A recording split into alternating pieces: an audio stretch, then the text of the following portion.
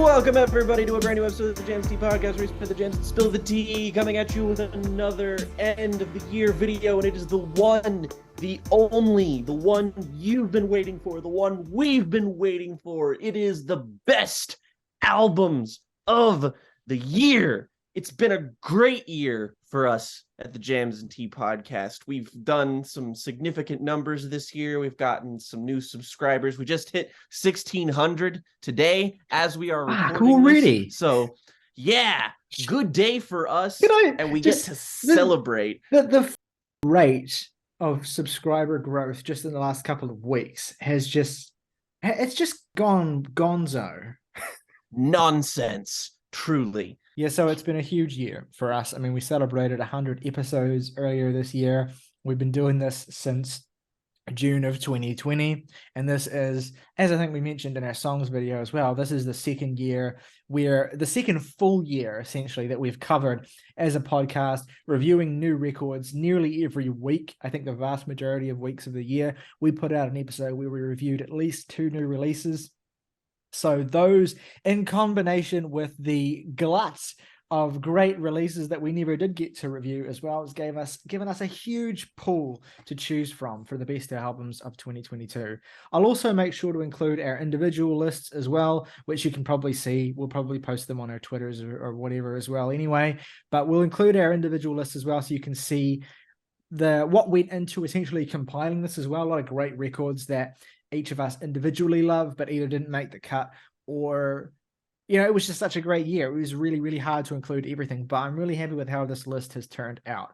So go check out our overlooked albums video if perhaps you want to take a look at some albums that didn't make the final cut, but were certainly good enough to do so anyway. If I'm smart enough, I will include a link to the overlooked video in the thingy above my head right now. So you should go and check that out because that is a really great video. We talked about 20 albums you might not have heard this year that are as good essentially as most of what we're going to be talking about today. Before we get started with the video proper, my absence on this podcast has been noted, I'm sure. Not like deeply felt or anything, just noted. Yeah, I was like, oh yeah. So there are blind spots that I have from this year, some of which appear on the list that is coming, and those albums include, but are not limited to, Big Thief's Dragon New Warm Mountain, I Believe in You, Shape of Despair's Return to the Void, Beach House's Once Twice Melody, Billy Wood's Björk's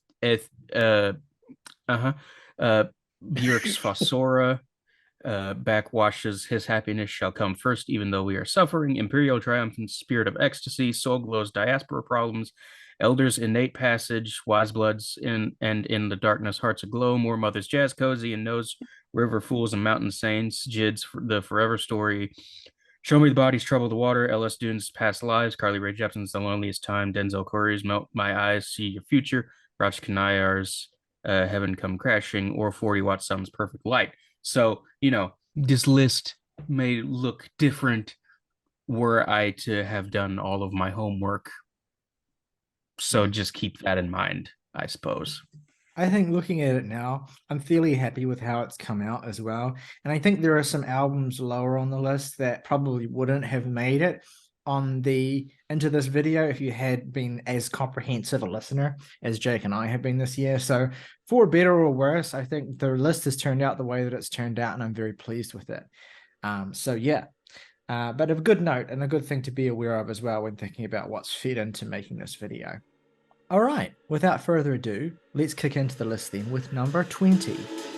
I confess, I'm a mess, I'm a dog, I'm a pest, I need help, I'm possessed. It's been nice to sort of chart the career of Backwash and sort of see her ascendancy in real time as an artist. It does help that she is a friend of the podcast.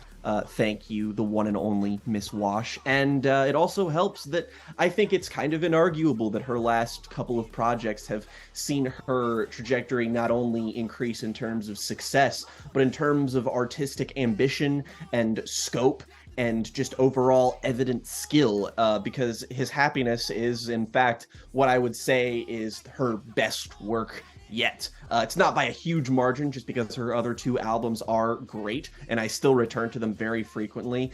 It's a damn shame that I Lie Here Buried didn't make it onto our list proper last year. It was certainly an album that was good enough to, but it's nice to make up for that a little bit here, because this album is the perfect backwash experience. It has a crop of, just generally speaking, her best songs, and I feel like has the most defined emotional arc to any of her records. And it also just is, generally speaking, the most affecting of her records. She has always had kind of select moments on her previous work where something shines through other than the raw intensity of the flows and the performances and the anger that's often in her music.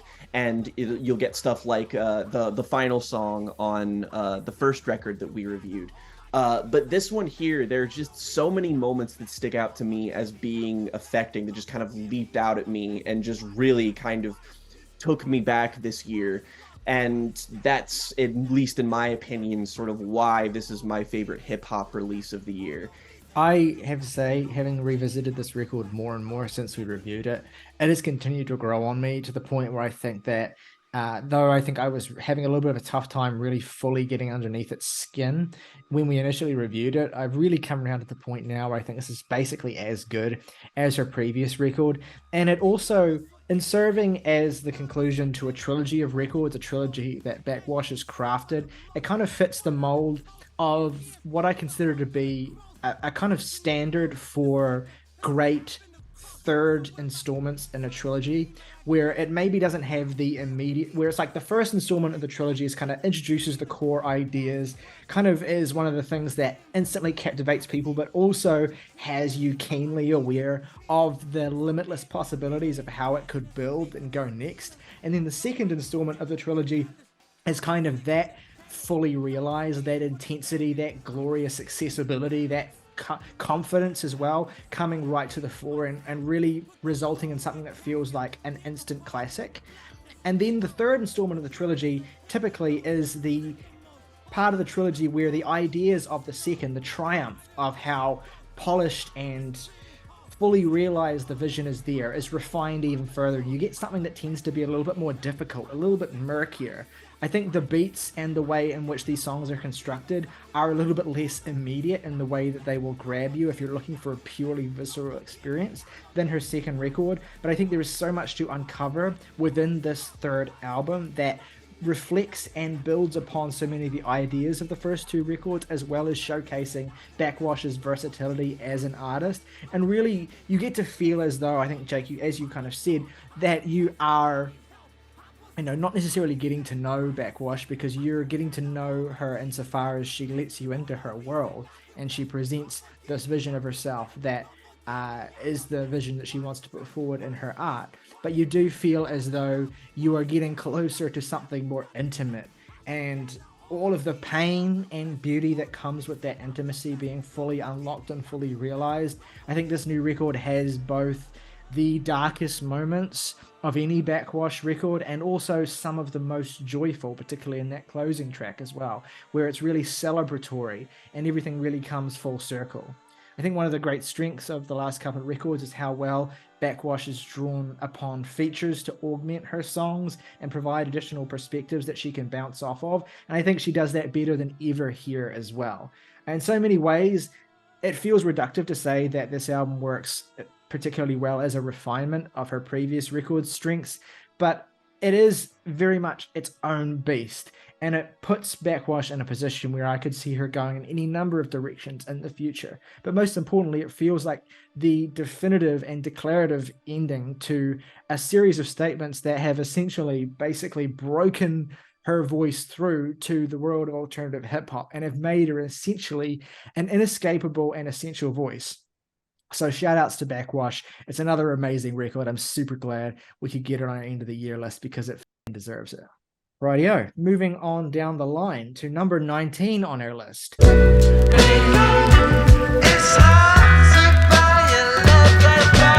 Danger Mouse. I would say that this album in general ranks among his greatest contributions ever. There's a really compelling and immediate classic jazz infused hip hop sound on this record. There's so many great guest appearances, and it's short and sweet and doesn't waste any time. There's no fat on it. Makes for an entirely enjoyable listening experience throughout its runtime. Come back to certain spots on it, like sometimes because Aquamarine and the song Belize, which features a posthumous contribution from MF Doom. All tracks I've come back to frequently throughout the year since its release.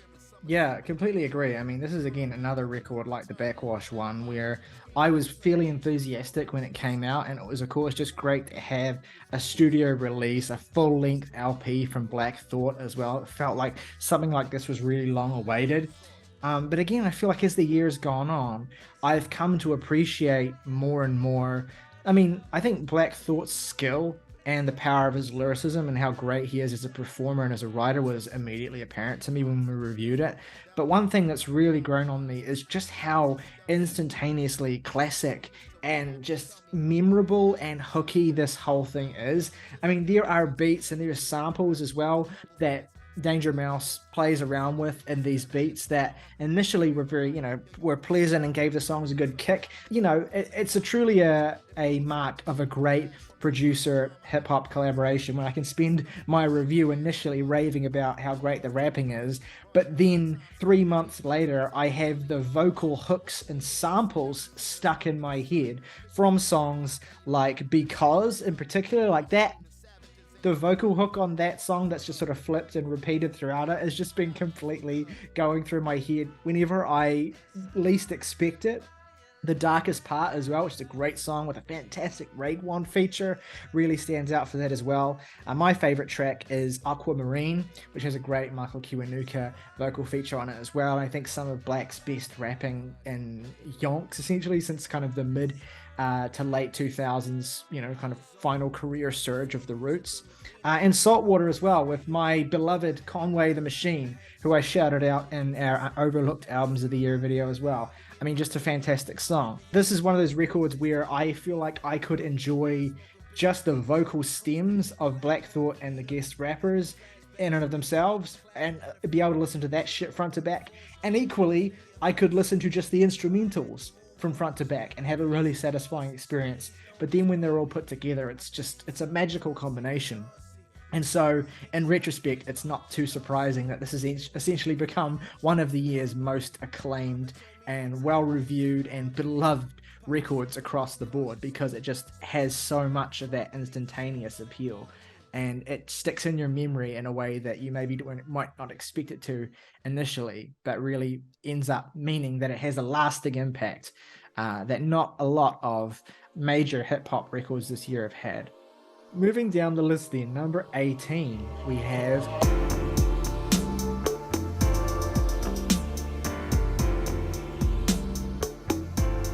It's actually one of the most recent records to make it onto our top 20 list, and it is all thanks to Morgan, one of your absolute highlights of the year. Why don't you tell us why?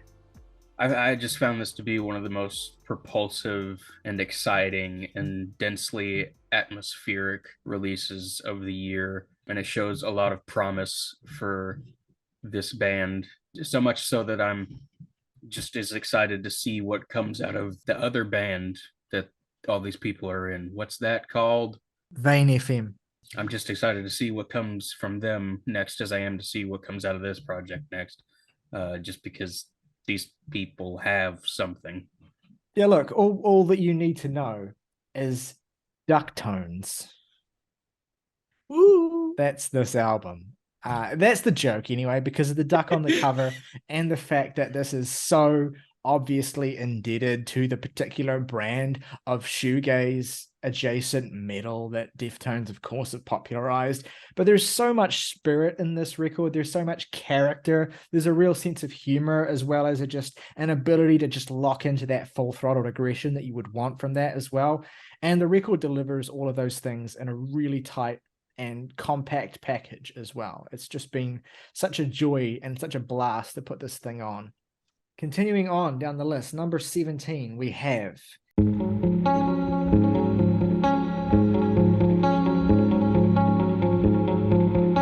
So this is the first entry on the list that I'm essentially fully responsible for, even though, of course, I know that, Jake, you really enjoyed this record as well. This is an album, it's definitely one of my most listened records of the year. It is, for the most part, with the exception of one vocal feature, this is an instrumental album. I feel like it's such an obvious and almost like a kind of cop-out reference point. It's like, comparing, a rock band to Radiohead, but like there's a lot of Deftones in this, not necessarily in the sense that there's heavy distorted guitars and an oppressive loudness, but it's like the ambient parts on Deftones albums, like the weird sort of atmospheric sequences on records like their self-titled album or Saturday Night Wrists, except expanded to full length. And the other reference point that feels obvious as well is M83, both the early very ambient and post-rock adjacent version of M83, as well as the stuff that they made with Justin Meldal-Johnson in the Hurry Up We're Dreaming era as well.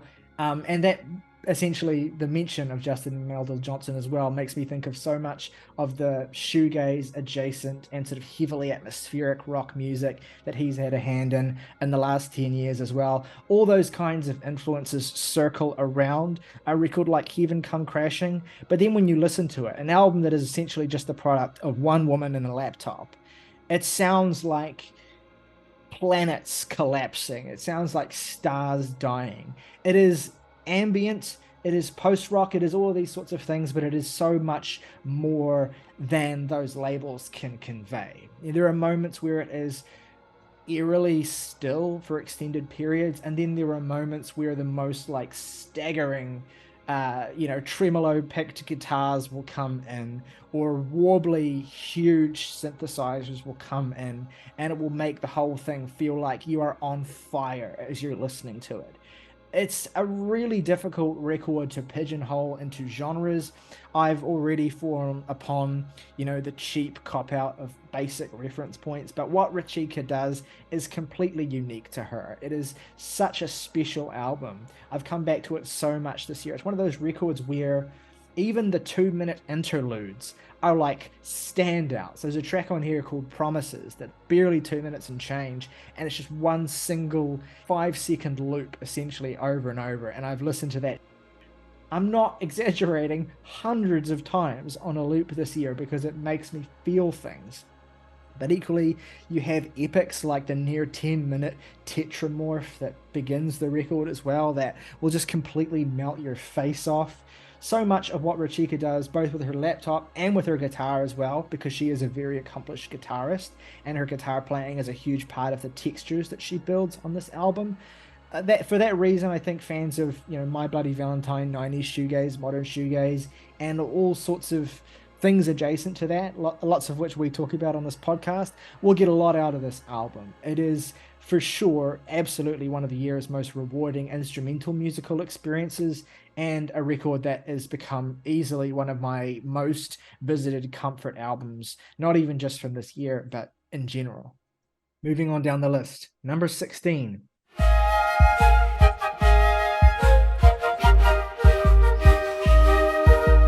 Coming hot at the heels of us finally finishing our Björk retrospective, almost as though we had willed a new album into existence. The mushroom-themed opus arrived.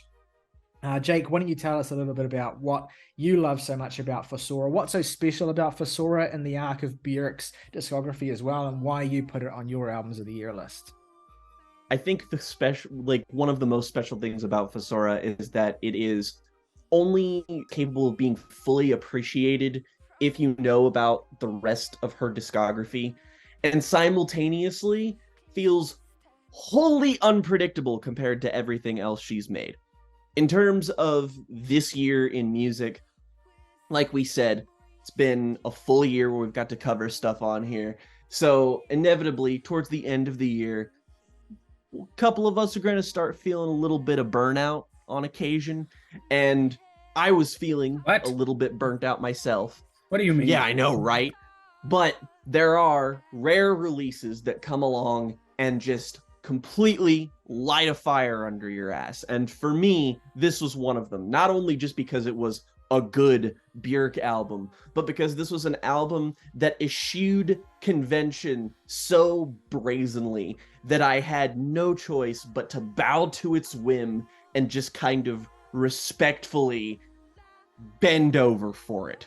And frankly, I had a wonderful time with it. It has so many new interesting ideas with it. It is maybe the most rhythmically inclined Björk album. It has influences of gabber music all over it. The drums all across this album are positively mind-bending, and it also has some of the most absolutely tantalizingly beautiful vocal performances from one of modern music's greatest voices on songs like Her Mother's House. It's an album that thematically holds together as an album about the concept of motherhood and being a parent, and Björk existing within the sort of space of modernity, a lot like Utopia, but sort of updated since then for the time that's passed in between records. And it's just an album that each time I've come back and listened to it, I've gotten something new out of it, something fresh, something exciting. It's an album that made me remember why talking about music and why listening to music feels so invigorating, because it's something that you can dissect every tiny little part of. And as we've gone through in our Björk retrospective, it feels like an artist as comprehensive and as eclectic as her.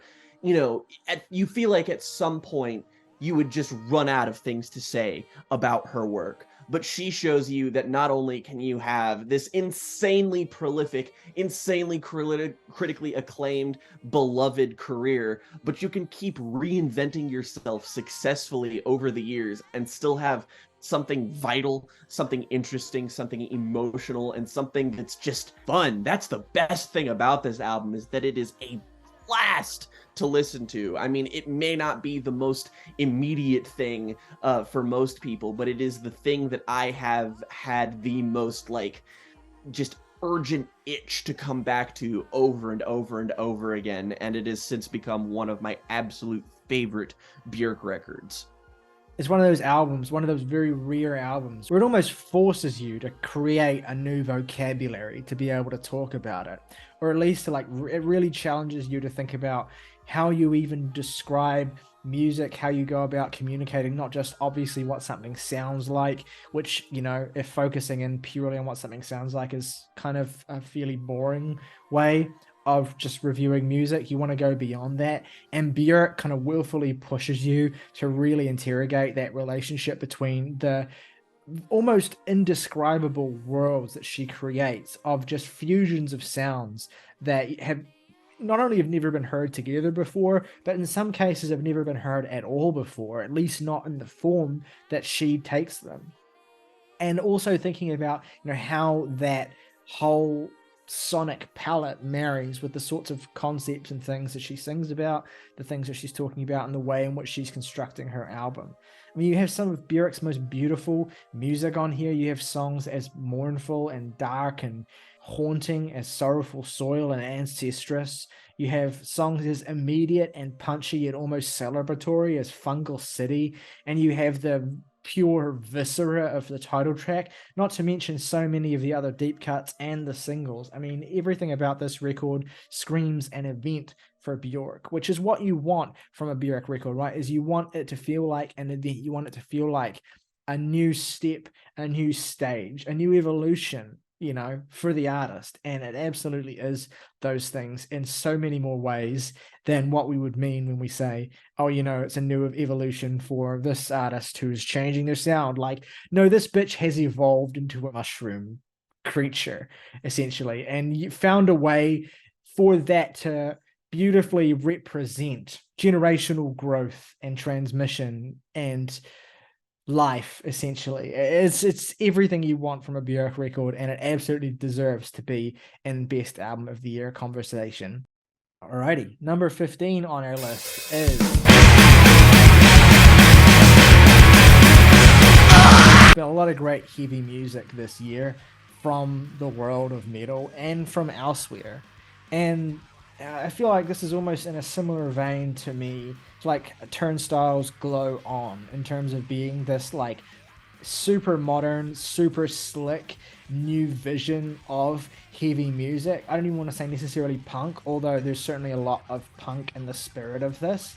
But what is so exciting about what Soul Glow do, and certainly differentiates them from a band like Turnstile or any other of the many super hip, super hyped, hyper modern, aggressive rock bands, is of course the fusion of that rock and that metallic sound with hip hop as well that Soul Glow bring to the table. And this is their most declarative and intense and fully formed statement yet.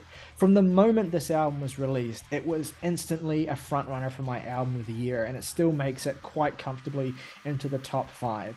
This album is brutally hard, both in songs like Gold Chain Punk, for instance, where you get more traditional rock and metal instrumentation butting up against the incredible fiery charisma that the band bring to it, to songs like Driponomics, where you have an almost kind of parodic version of trap music colliding with these metal aesthetics to kind of make this garish and violent statement against inauthenticity and poserism in the worlds of punk and hip-hop, to the railing against materialism, to the railing against the police state, and to fascism that decorates all of these songs as well. It makes all of the other incredibly hyper-modern and incredibly hyper-current, politically charged hip-hop and metal music surrounding it. It, frankly, as good as a lot of that is, it kind of makes it all feel kind of irrelevant, or if anything, at least less interesting by comparison, because of how much fire and originality Soul Glow bring to it. This is unquestionably one of the year's most quote-unquote important records, if by important you mean capturing a cultural moment and feeling and blowing that shit up to IMAX scale. This is a record that does not let its foot off the gas pedal for even half a second, to the point of the incredible McKinley Dixon featuring Closer Spiritual Level of Gang Shit, which is simply one of the year's most absolutely fiery album closers. I mean, this whole album is an absolute fucking trip. It's a joy to listen to. It's violent, it's acerbic, it does not give a fuck what you think of it at any point in time, and it will completely murder you if it has the chance. Moving on down the list, it's a fucking Riley Core run at the moment. Number 14 on our list.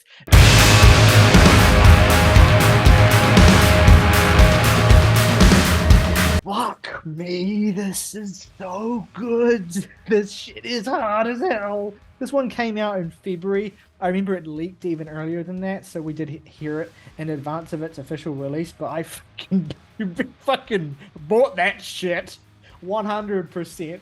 This album has never left my rotation for longer than a few days at most throughout the year in some form or another. It was the entry point for me into a band that have quickly become one of my favorite working metal bands in general. I'm talking top 5.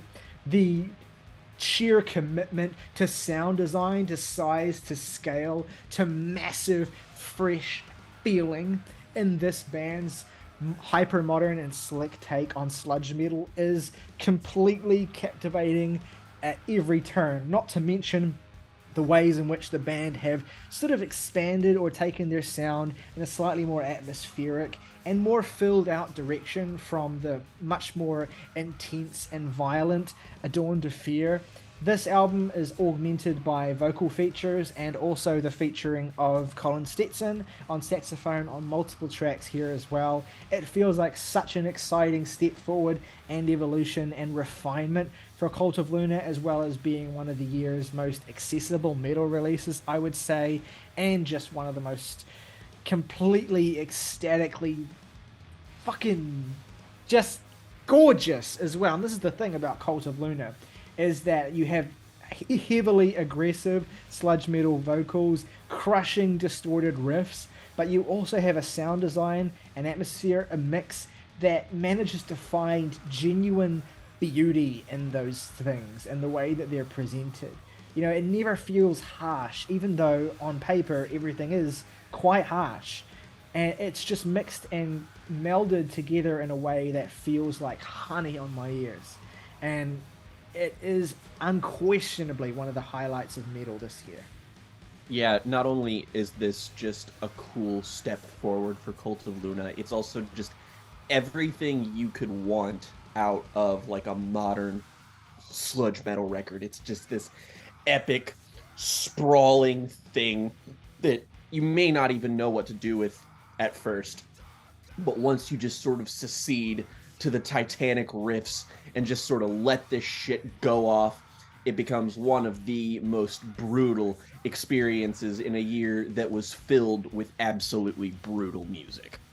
Yeah, it's just like, and it's far from the only Cult of Luna record. Like, I love all of the albums of theirs that I've heard, and I've spent all year listening to them on repeat.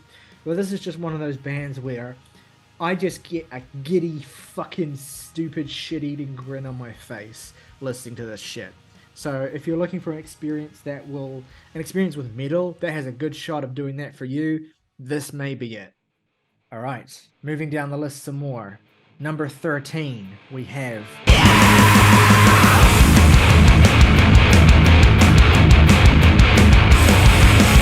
When bands come back from a hiatus, whether that be deliberate or caused by other less fortunate means, as it was in the case of Cave In after they lost their bassist and vocalist Caleb Schofield, it sort of goes without saying that a band who goes through that needs to come back with their right foot forward. And I don't think it's an exaggeration to say that I've maybe gone a maximum of 3 days out of the past handful of months since this album came out without listening to something from it. It's massive and primal and endlessly diverse within the realm that it's playing with. And more than anything, it is addictive. This is like crack to me. Somebody says sludge metal album with heavy Alice in Chains flavorings, I'm in automatically. But considering that it's this band and these people and the GOAT, the king among men, Kurt Ballou behind the boards, home run, knockout, walk the bases. Yeah, God, what an album. My number 3 of the year. Yeah, there's like coming back from tragedy to reassert yourself as well, especially after a string of releases that kind of, well, also just a period as well of silence and a string of releases that didn't really animate your fans or create the level of attention and reception that maybe you would have wanted, especially given that this is a classic story as well of a band that initially start out with 2 records that are just like instantly heralded, in the world of metalcore, essentially in the underground, arena in which they came up, and then sort of going through a period of, change, of shifting, of essentially having to live life as well, and to come back from all of those things, most principally, of course, the grief as well, and to release a record that not only feels like an assertive comeback that absolutely crushes any sense of doubt, but may even be your best work. I'm not as versed in Cave In, and I haven't spent enough time with them to really make that call, but I mean, this album completely knocked our socks off when we reviewed it, and it still has every bit of that same level of energy and power and just captivating intensity as it did initially. And I'm practically speechless about it. It feels like a kind of ode to not even like a genre, but just the concept of metal as a whole. It feels like every bit of what you could consider like a modern metallic sound in all of its many forms, it's on here somewhere. And not only that, but it doesn't feel like a mess. It just feels like this epic that manages to unearth something deeply primal and deeply ambitious, and it kind of proves to me that metal releases like this can still be important and vital and feel really, really refreshing in a time where it's easy to kind of, mentally cast aside metal like this as a sort of era of or as a remnant of a bygone era. But this, to me, proves that heavy rock music is just as alive as it's ever been. And on the note of immediate metal, we move to our number 12.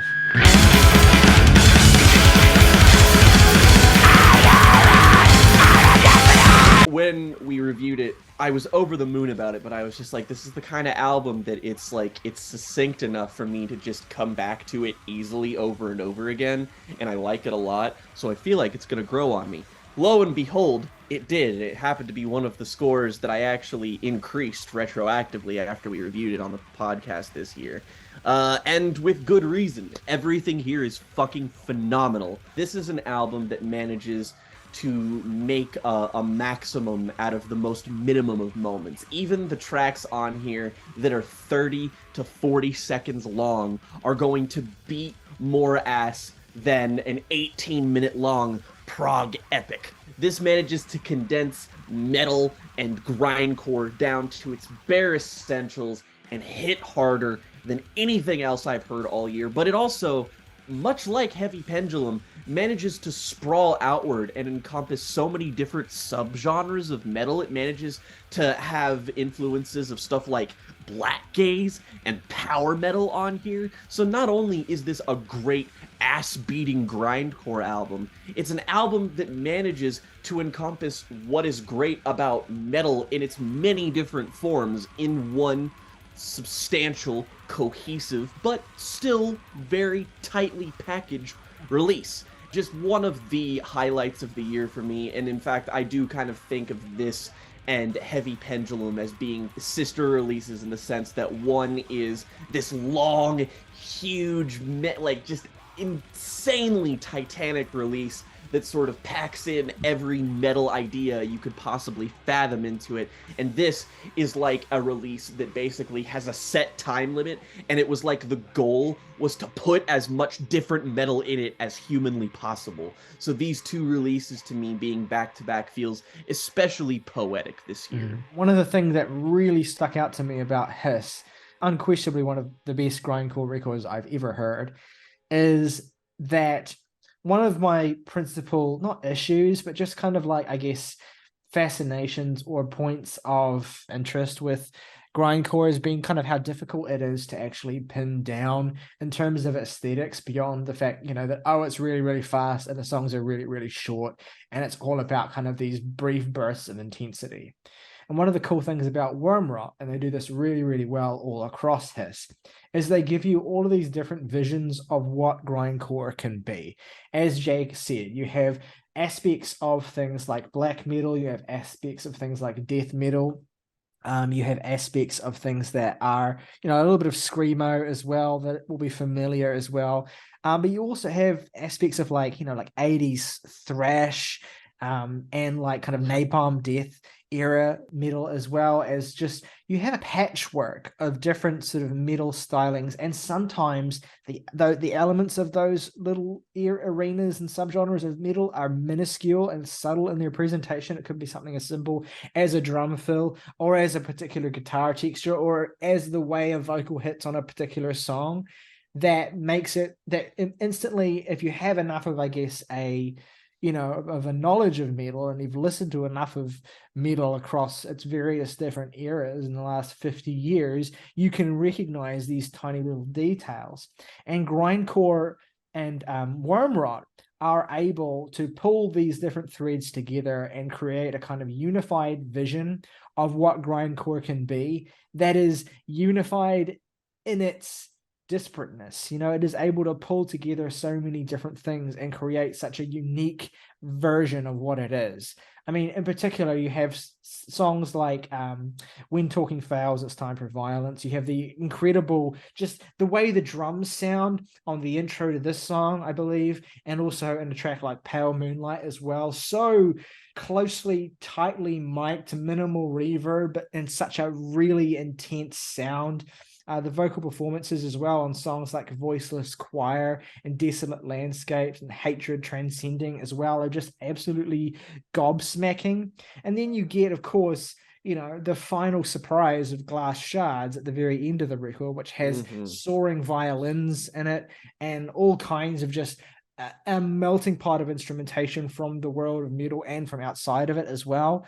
It's such a whirlwind. It's such an absolute journey. It feels like a record that educates you in the history of metal every second that it is also carving out a new niche within grindcore for this band. And for those reasons and so many more, it's absolutely one of the year's most essential metal releases. Don't be put off by, what the presentation of what grindcore is and the brutality of this record. If you can stomach that intensity, there's so much here that I believe could serve as a gateway into wider forms of metal, into the wider world of extreme metal in particular. I think that Wormrot are unquestionably one of the most talented and one of the most exciting bands working in that sphere at the moment. And Hiss is one of the best metal records of the year, one of the best albums of the year for those reasons. Number 11 on our list goes to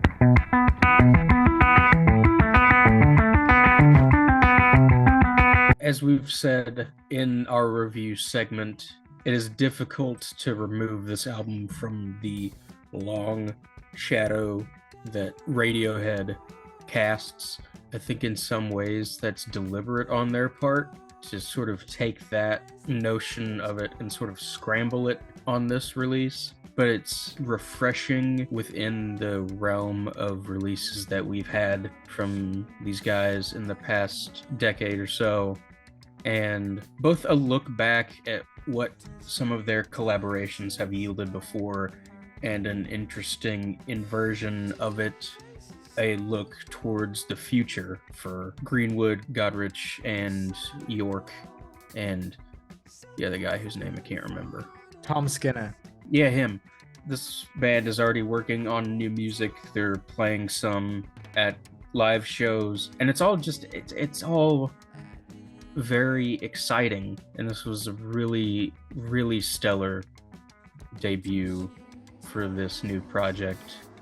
One of the year's best produced albums, in my opinion. Nigel Godrich really brought the sauce with this one, and it's also just an exciting step forward in the respect that this is certainly an album that fits in with the lineage of Radiohead, but it still doesn't feel like ground that they've covered. There's an almost more krautrocky vibe to some of the songs on here, a jammier, jazzier vibe to some of the stuff here that doesn't feel like it fully fits under what we have as the pre-established idea of Radiohead. But labels are silly to get caught up in when you really just look at what this is. It is some of the most interesting, vital, and influential rock musicians proving that they are still some of the most interesting and vital rock musicians coming back with an album that is exciting, with an album that is fun, an album that is beautiful sounding, kind of touching in many ways. I found it very emotionally resonant, very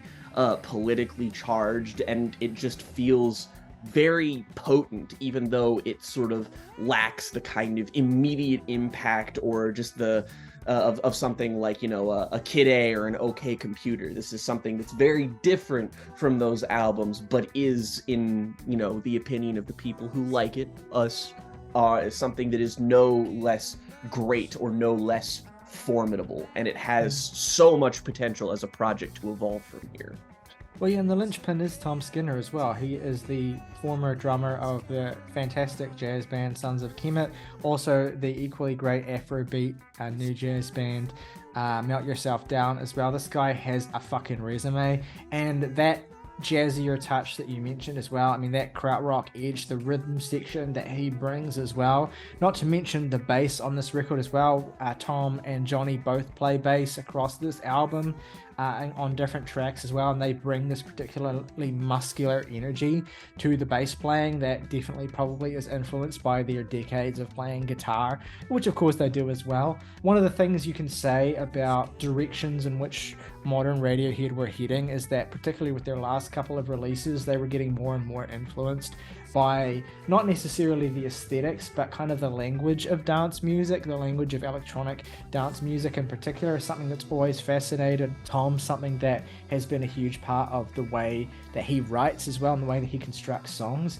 And in this sort of jazz fusion-esque landscape, while still adhering to the familiar art rock aesthetics that anchor them as musicians, you get a chance for them to explore how these different styles of music essentially mesh when the focus at its core is making something deeply groovy, deeply funky, really ecstatic and enjoyable and carefree in a way that Radiohead quite purposefully, I think, don't typically allow themselves to be. And that's one of the things that you can see, I think, in the passion that Tom Johnny and Tom Skinner bring to The Smile as well. And this is particularly true if you've seen them live. I haven't seen them in person. I've seen lots of live recordings as well.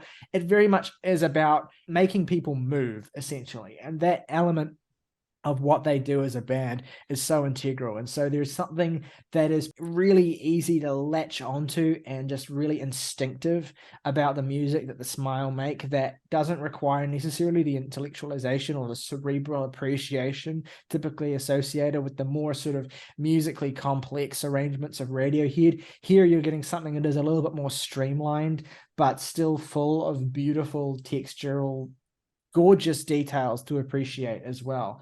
I can't wait to see how these guys build up their sound and what they choose to do with this next record that they're supposedly already working on. A number of the year's most easily repeatable songs are stacked across the Smile record as well, and it is absolutely worth spending some time with because it is a ridiculously easy record to find yourself lost in. Moving into the top 10 albums of the year. At number 10, we have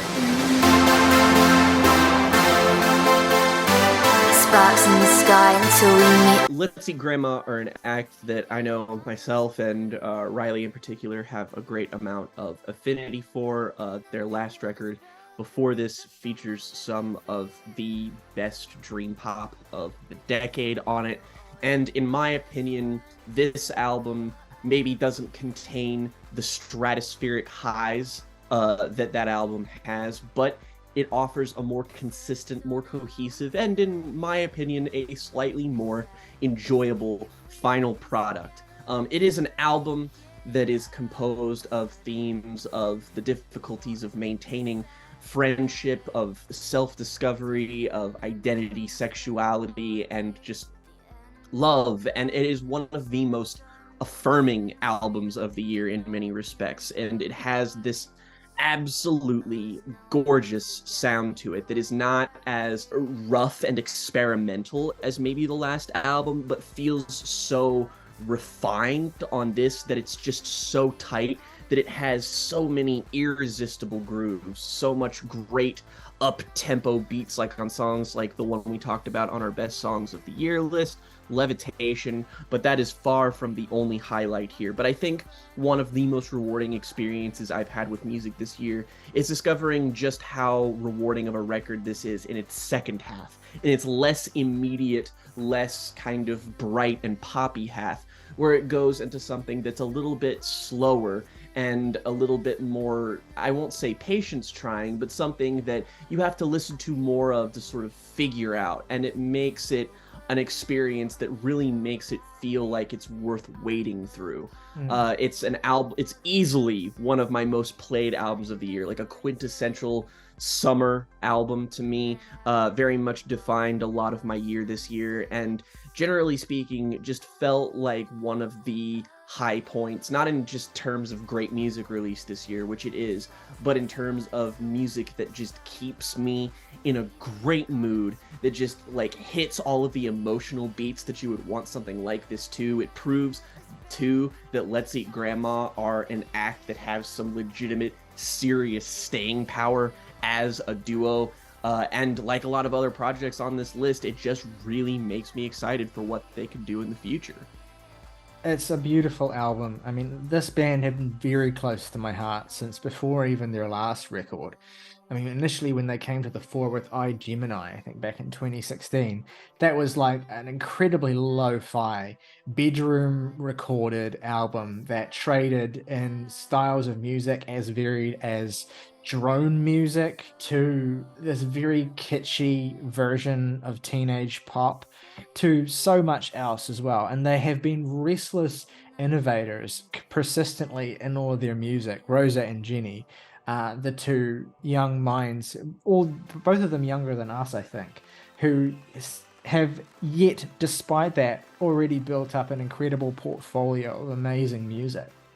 And while I'm All Ears remains, like, it's just that album is just one of the albums that defines the decade for me. I'm so deeply attached and entwined in the darkest recesses of that record.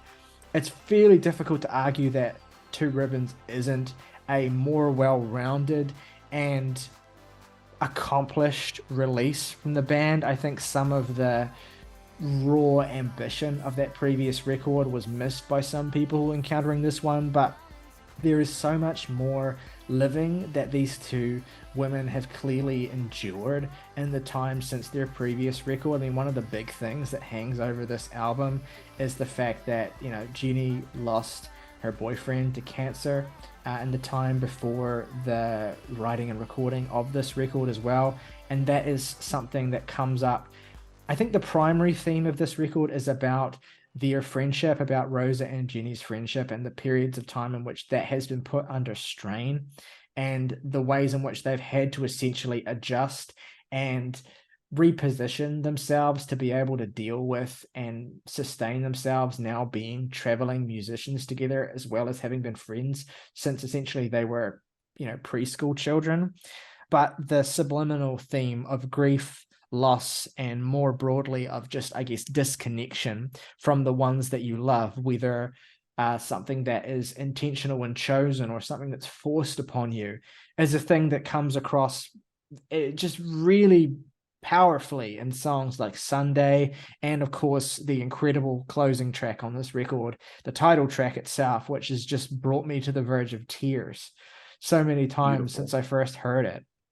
And, you know, it's nice that this record has delivered and become such a defining statement of the year for me that it's ended up in our top 10 of the year, because I still remember it was so funny. Like, the very first thing that I did in 2022, the very first thing that I did was listen to the song Happy New Year, the first song on this album. And the reason why that was the first thing I did was because that song was released on midnight of January 1st, and I got a notification for it on my phone, and I put it on, and I felt this intense joy and resplendent celebration that song brings out immediately.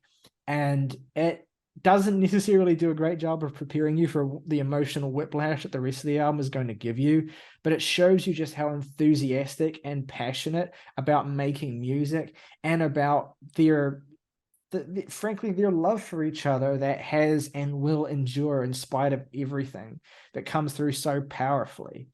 And yeah, I think that the first half of the record understandably gets a lot of the attention, but yeah, that back half just has some of the most beautiful music that they've made, and it's a stunning record. Ever since I got the CD delivered, signed when it came out, that has not left my car stereo rotation. It is a ridiculously easy album to listen to, and one that makes me, not only hits those emotional beats that you were talking about, Jake, of being a pop record that nonetheless, you know, cuts through to the heart.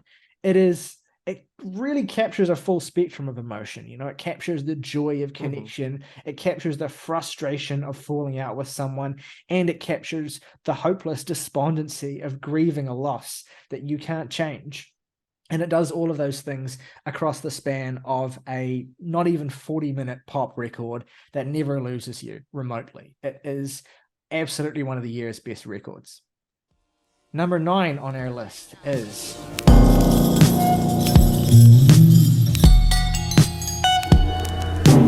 Billy Woods has been one of those artists in that underground alternative hip-hop world you know, like Boldy James, for instance, who also does appear on this record, who we've consistently followed as long as we've been doing this podcast, and always sort of been on the ready to receive new releases, essentially.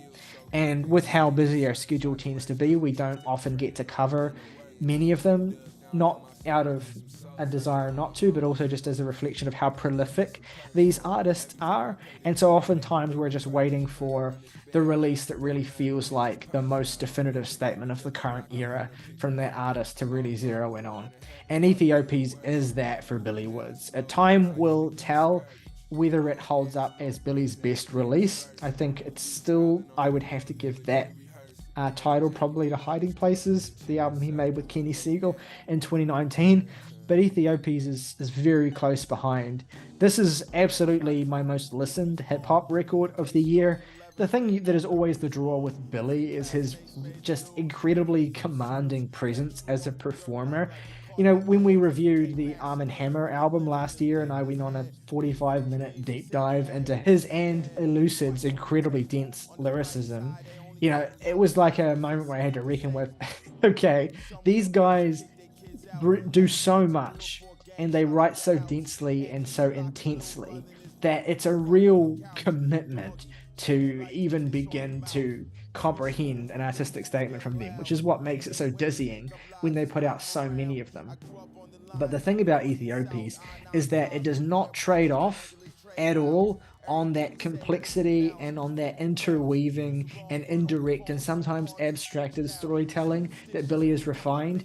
But also at the same time, it does feel like one of his most accessible releases, where it is fairly easy to grasp the overarching themes, and you get recurring images, scenes, you get samples from films, you get all sorts of things that allow you to apply an overarching theme, an overarching idea, an overarching concept to the record that carries through all of these songs and gives you a vision of Billy's interests in essentially, it's not something that's really my place to talk about essentially, but it is the effects of colonialism on various diasporas of people of color, of black people throughout the world, essentially the ways in which black people negotiate and have negotiated power structures in the various places in which they have existed, and the way in which history has shaped and changed the way the locations and the cultures and the places and how they have been influenced by the presence of colonialism. Essentially, it's a huge and dark and dense and deeply layered topic that I'm absolutely not the person that you should turn to for an understanding of. But this is the thing. Listen to Billy, listen to the record. The commentary on these themes is incredibly to the point. It's incredibly visceral. He is great at using samples and telling stories to illustrate these very gut-wrenching points and aspects of these ideas. And look, I'm already floundering a little bit trying to put it together in a nice, concise package, because the thing about Billy is that he doesn't do concise. He does sprawling. He does haunting. He does shit that you will spend days trying to unpack. And then once you do, you'll spiral because you start to appreciate the fuller implications of the stories that he's telling, and his guests as well. And this is one of the great things about this record, is that the guests on this thing are unquestionably bringing as much power and viscera to the table as Billy is. Boldy James in particular, who has an incredible verse on the song Sauvage, who I mentioned earlier, he has some of the most standout lines of the record as well, especially that lyric about digging down in his soul to do some soul searching, and all he finds is a police report for a missing person. That line has stayed with me all year. There's the line that describes essentially this sort of privileged but sheltered living that either Billy or a character that he's portraying has encountered in the world, in the song Asylum, essentially, where he talks about climbing up on a tree and looking out across this massive property, essentially, where he describes the hills being alive with landmines, him living inside his mind, not sure what I'm looking for, but I'll know when I find. My mother sent the gardener to look for me, but the sky is a great place to hide. The way he pulls you into these vast and massive landscapes that are so just completely saturated with the effects of colonialist wealth, essentially, that Billy and the people and Billy's ancestry, the people he's related to himself, that they've come from, that they have existed within and adjacent to, as well as the stories that are told on later songs as well, like Christine and Versailles, and the haunting Remorseless as well, which has some of Billy's most urgent delivery over this incredible, haunting, ghostly sample from Preservation. It just makes the whole thing feel like it's coming to a screaming finale.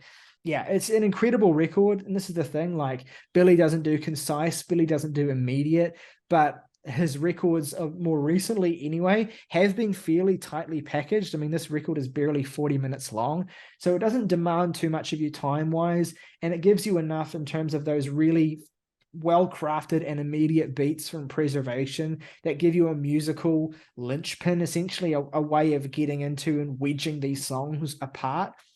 It is one of the year's most rewarding records for me personally. It's one that I've gotten so much out of, I've listened to so much, and I feel really only showcases how Billy is just going from strength to strength still in the work that he's doing in the most recent era, both with Armand Hammer and in his solo material. So yeah, Ethiopia's not the only record he put out this year as well. He put another great record called Church, which I highly recommend as well. I haven't spent as much time with that one as this one, but I really, really enjoyed that, and I will continue to be completely on the pulse of everything Billy does. He is one of my favorite voices. He's one of my favorite performers. He's one of my favorite artists working today. And that takes us to number 8 on our list, which is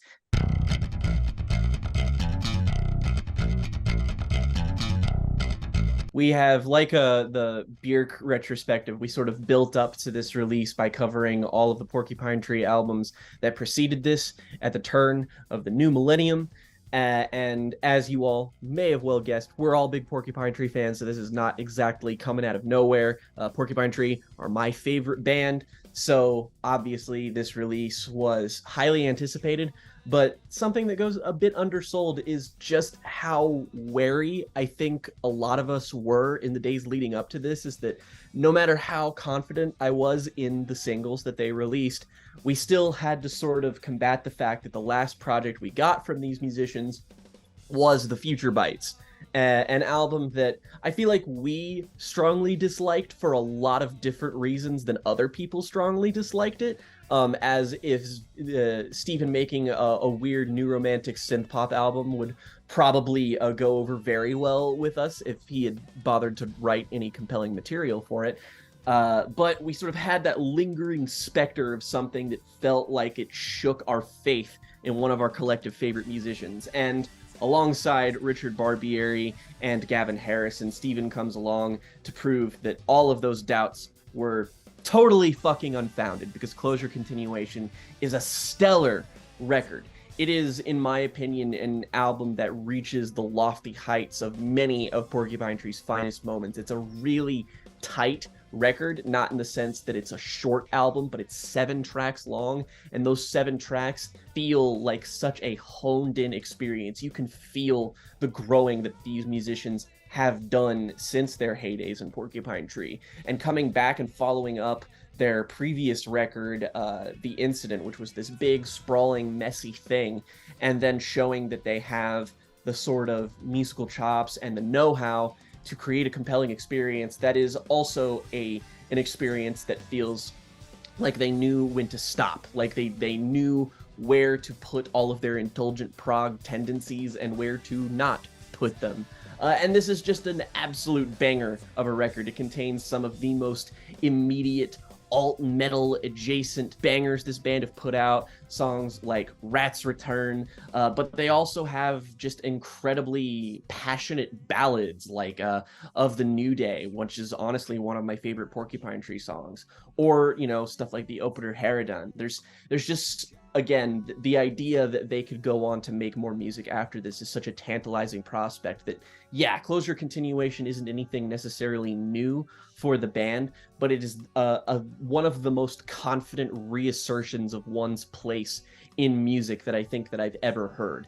And it lets me know that they've all still got it. They can still make great music under this band's name. So from here on out, if they decide to do more work, the horizons are adequately broadened. But even if they don't, just because the title itself does hint at the fact that they don't know if they're going to continue under the name Porcupine Tree or not, if this ends up being the final Porcupine Tree record, then they went out on an absolute highlight for me.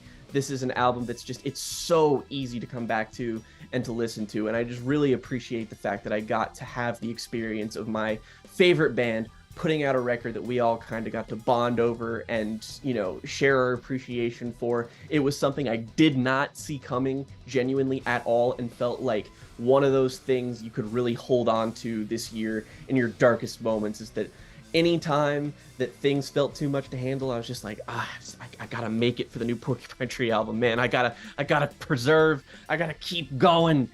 And I did, and it was great. So I am just the happiest of lads. All right, number 7 on our list.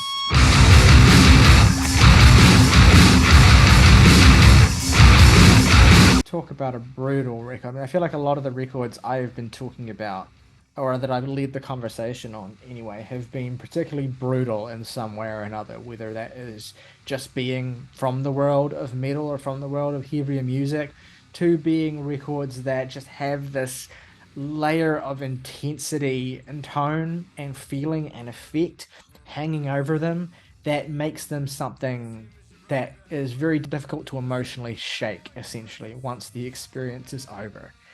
And I would say there is no record this year that is more true for me than Chat Pyle's God's Country. This is my third favorite album of the year, and this is a record that, you know, it's so funny because Chat Pyle come in particular from a scene that is noted for its kind of irreverence, for this kind of homegrown, down-to-earth, not silliness essentially, but this level to which the artists never really take themselves seriously and are always kind of willing to sort of poke fun at themselves and even acknowledge the absurdity in what it is that they do. And I talked a little bit about this aspect of absurdity in Chat Pyle's music in our Best Songs of the Year video, and we talked about the track Pamela, which is one of many standouts on this album.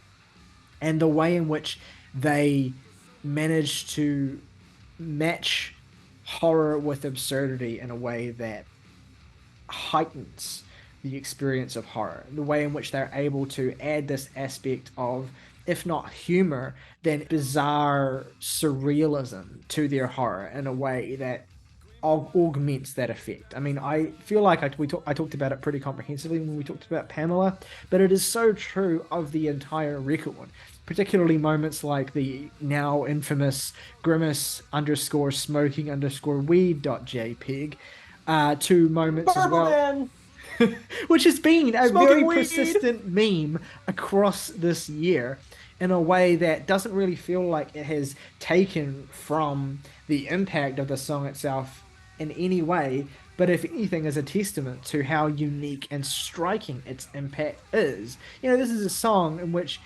someone essentially describes having a psychotic break and then leaping to their death out of a high-rise window, essentially. And we're still joking about it at this point in the year, because the thing that Chat Pyle understand, and the thing that God's Country kind of embodies, is that when you live in a state of such continuous and incomprehensible horror around every corner, you kind of have no option but to laugh at it. Otherwise, you won't survive. And that's the thing that they kind of really understand.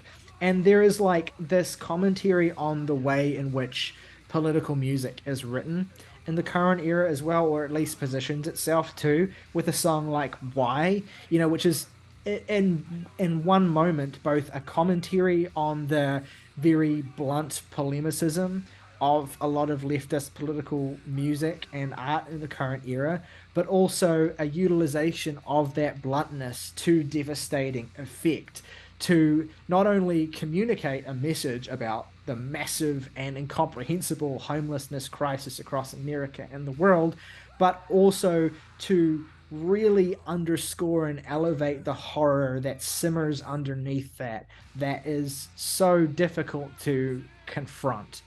And it does that by, not being afraid to be kind of a little bit embarrassing or mawkish or even goofy about it. I mean, Why is unquestionably a kind of embarrassing song. Or embarrassing's not the right word, but it's kind of just like it's got this level of yerishness to it that really underscores and elevates. Why do people have to live outside? Yeah, exactly. It really underscores. We have the resources. We have the means. There's no way that line is like not meant in a kind of like tongue-in-cheek manner, even though there's utmost seriousness underpinning the whole message of it. And that's the thing that makes the whole record so unique to me, is that it has this tone, this absolute constant fluctuation between horror and absurdism, surrealism, and this kind of like hard on sleeve, very sort of homegrown emo-esque directness that feels so appealing to me, especially as well. Like from a song like Slaughterhouse as well, the opening track on this record, where you just essentially have these almost like this goofy attempt at death metal vocals over these kind of crashing, almost like Godflesh sounding industrial metal instrumentals. It's such a unique blend. Morgan, I know you're a pretty big fan of this record as well. Anything you want to add about how you've been enjoying it? Enjoying? Yeah, I mean, there's just nothing like it that you're going to find. There's so many points of influence for this band and this album. But even then, as soon as dude starts singing and those lyrics come out, you're like, okay, this is this band, and there's no way to find anything else like it, really. All right. Number 6 on our list. Deep breath. These crosses all over my body. The first of our 3 albums of the year on the list. And I mean, look, I've said so much in our songs video, in our initial review of this.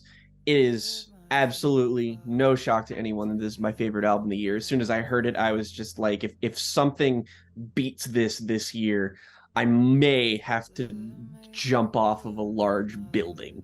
Ethel has stood head and shoulders amongst her musical contemporaries for me. Not only is Preacher's Daughter a debut album, it's an hour-plus long album that's just so big, so sprawling, so enormous, so ambitious that I can't help but marvel at its very construction. It has these winding tales of almost like slowcore Modest Mouse style Lonesome Crowded West ballads like Thoroughfare, one of the highlights of all music this year for me. But it's the touches on real genuine emotional darkness that I feel like were what initially captivated me.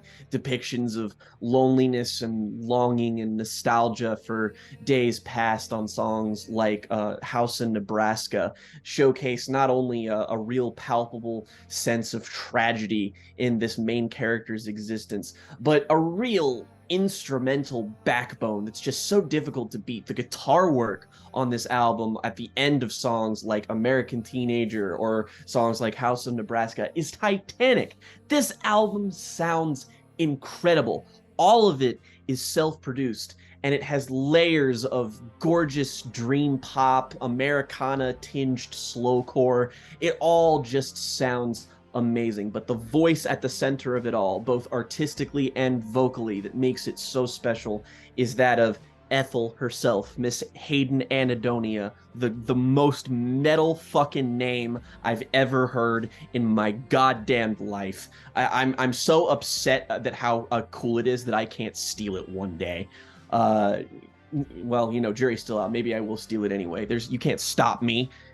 This is an album that you just have to sit down and go on a journey with to properly appreciate its incredible scope. Not only does it have gothic singer-songwriter touches, but it has moments that are just absolutely harrowing. And this sort of journey that this character takes you alongside with is so captivating and compelling and wholly singular that it's hard not to be completely transfixed by. And it just culminates with one of the best album third acts that I've heard in some time. It is such a beautiful vision. It is such a fantastic voice. And I mean, from a singing perspective too, listen to this album for no other reason than the fact that Ethel Cain's singing voice is immaculate. One of the most immediately grabbing vocal presences of the year. If you don't come back to it for the songs that are difficult to experience, like Sun Bleached Flies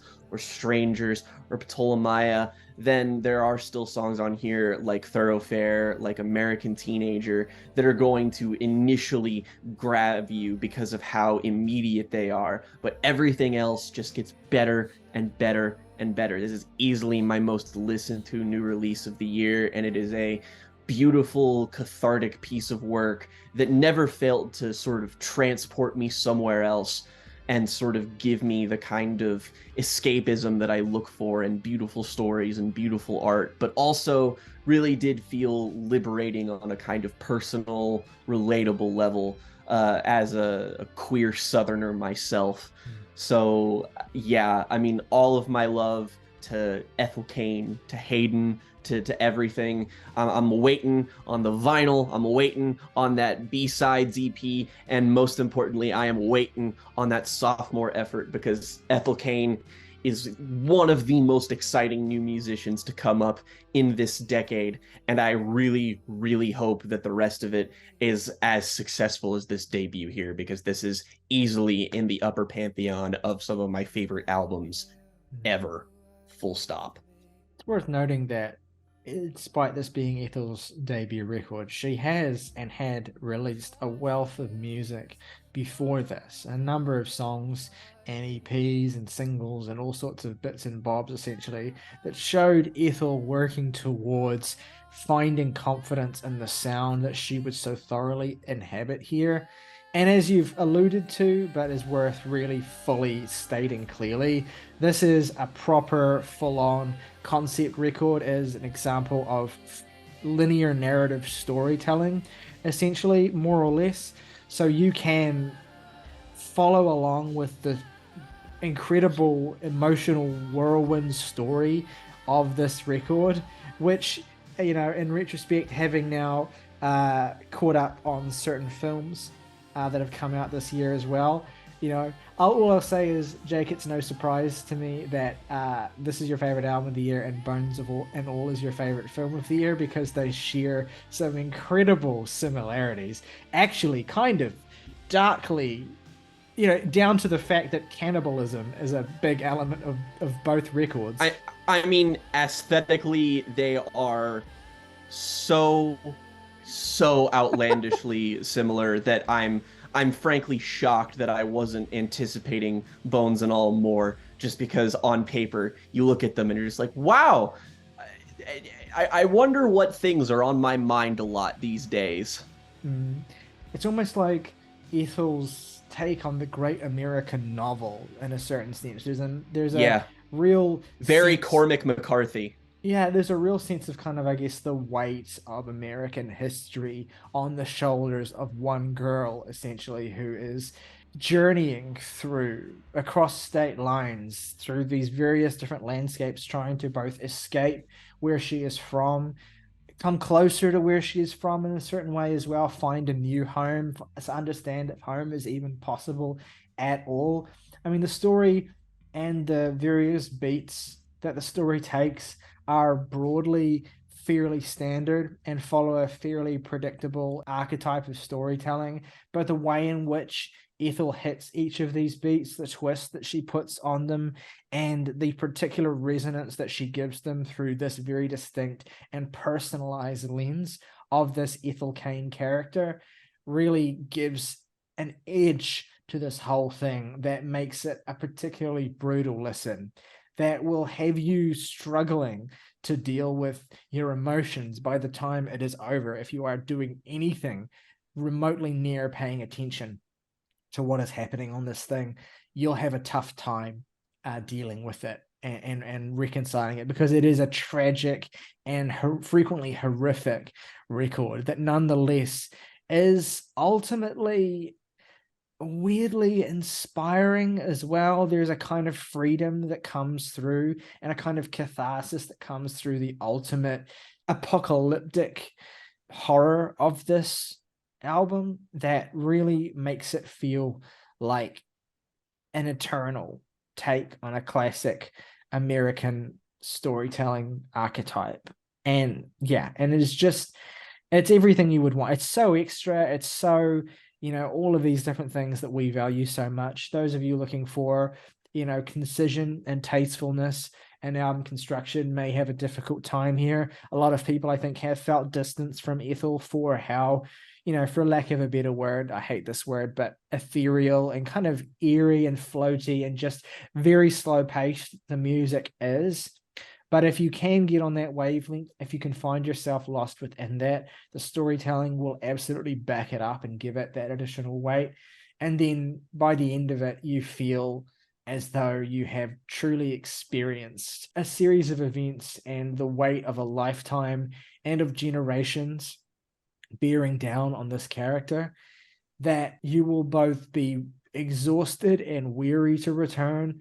But if you find that level of emotional connection, you will return and you will submit yourself to it again and again. And it is just one of those records that is just catnip for us. There's no way it wasn't going to make it high on our year-end list. Ethel Cain's Preacher's Daughter is the newest installment in the ever-expanding pantheon of great American novels, and you need to hear it if you haven't already. It is time for the top 5 albums of 2022, and at number 5 we have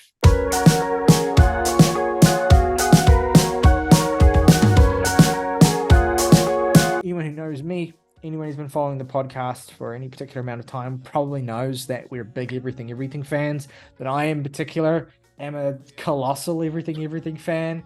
I brought my friends here, my compatriots, I brought Everything to their attention, and I have, in some ways submitted them, and in other ways kind of created new super fans in them, such that their music has been inhaled by us collectively so much, essentially, as long as we're doing this podcast and beyond. And so every time any crumb of new music comes our way from Everything, you can guarantee we will be there on the dot as soon as it happens. We reviewed their divisive but very positively reviewed, in our estimation, 2020 album Reanimator, an absolutely blistering and conceptually dense endeavor that we really did do our best to unpack. But in a lot of ways it felt as though that record was so, and I mean this in a positive way, it was so broken, it was so fractured, it was so kind of like bursting at the seams, both in its subject matter and actually in the way it sounded, where you felt like these mixes were breaking apart as you were listening to them, that it felt inevitable that whatever Everything did next would need to be some kind of hard reset, essentially. And that is exactly what Raw Data Feel is. Sonically, this is the most streamlined, the most polished, the smoothest sounding Everything record maybe ever, certainly since Get to Heaven. And it is matched by a conceptual background, a manner of writing and composing that makes it one of the most unique and fascinating records that they've made. I mean, honestly, I'm not going to go too into it because we fully unpacked and explained all of it in our review, but essentially the way in which the blurred boundaries between human perspective and AI perspective are explored in this journey into the nature of expressing an emotion in the modern era, essentially, and how that is so filtered through the technology that we use, how reality and authenticity are becoming increasingly more abstracted and maybe even negotiable concepts from our day-to-day experiences. All of these things are touched on in delightfully funny and poignant ways, as you would expect by Jonathan Higgs and the band. But the thing about Raw Data Feel that really just makes it such an irresistible album above and beyond all of that is how fun it is. I mean, this thing is deliriously, just dopamine, addictively awesome. The entire experience of this is just so invigorating. It is absolutely the danciest. Everything record and dance elements of pop music have always been a big part of their sound, but here that synthetic and the qualities of dance music are so brought to the forefront in combination with things like IDM as well and various different forms of electronic music over the years. And of course, you know, it wouldn't be everything without the gorgeous guitar tones of Alex Robertshaw as well. And you have everything you could possibly want. Jeremy Pritchard's addictive bass hooks are more audible and more present than they have been in a number of albums. Everything feels in its right place here for everything. It's a double Radiohead reference there. And you have so much to enjoy and so much to luxuriate in. Not only is the sound of it so addictively streamlined and really bringing their fantastic sense for pop melodies to the forefront for the first time again since Get to Heaven, but you also have this tenderness in the writing as well. Again, so much of it is about bridging the gap and finding a kind of gray area between the artificial, between the inhuman and the human. And yet within that weird in-between space, you have some of everything's most emotionally resonant songs ever. Songs like Jennifer, songs like Leviathan, songs like my favorite, Kevin's Car, songs like Teletype as well, I Want to Love Like This. The record is stacked with addictive hooks, with fantastic melodies, and with underlying emotional undercurrents that make it feel truly like a record that will sustain and stick in your memory. This has the hookiest hooks of 2022. Has the best hooks that everything have ever made, and it's consistently spaced out throughout the course of this entire album, and it just never gets old. This really honestly cemented everything as a permanent member of my favorite bands, just because it unveiled a new facet of their sound while still capitalizing on their older strengths, and it's just awesome. It's just the platonic ideal of an everything album. All right, number 4 on our list. There we go.